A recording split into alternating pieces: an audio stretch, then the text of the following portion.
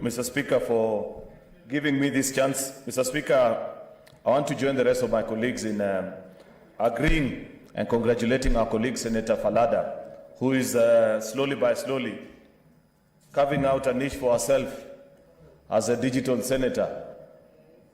Last time she came before us with a statement on the effects of TikTok in our society.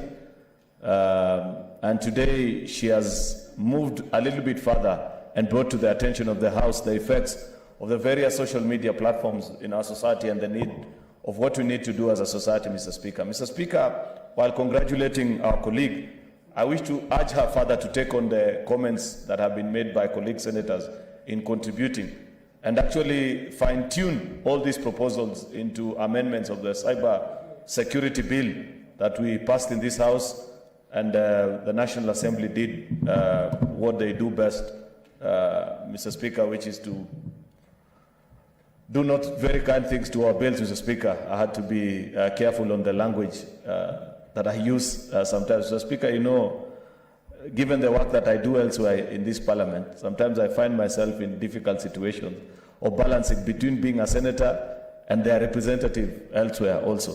But we must still say the truth about what they do to some of our laws, because, you know, in fact, Senator Wetangula, you may want to know that actually when we passed that bill, because I was a member of ICT committee last time, they actually went and dumped it to gather dust, and it was never processed until this time, where when we came back this time in 2017, they republished it afresh and purporting it to be a bill generated by the National Assembly.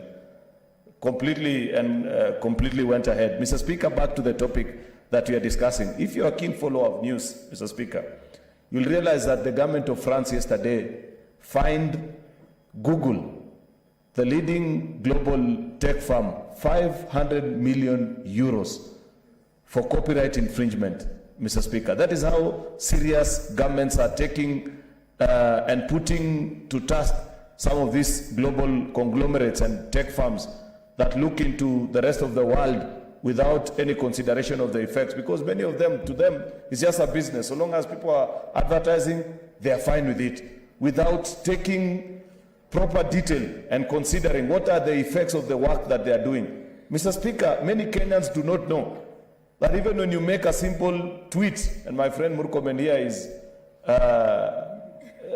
good at that, he doesn't know that as he tweets for fun, for pleasure, and the things that he does, he's generating business to other people elsewhere, and he never gets paid for it. It is time that as a government, because we did include, Mr. Speaker, I didn't want to add that because he's my friend. I know that he's currently very broke, yet he's making millions for other people elsewhere. You know, Mr. Speaker,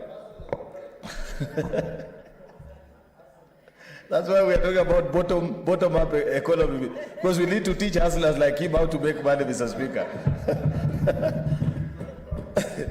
You know, Mr. Speaker, the point is, we did set up the cyber security unit in that bill.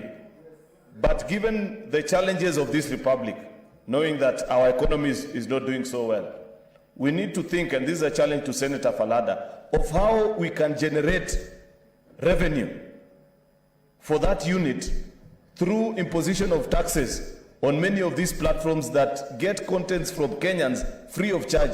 The videos that young people are doing on TikTok, the posts that they are making on Facebook, the videos that they are generating on Twitter and sharing, it all ends up creating revenue for these companies which do not pay a single tax in this republic despite doing business.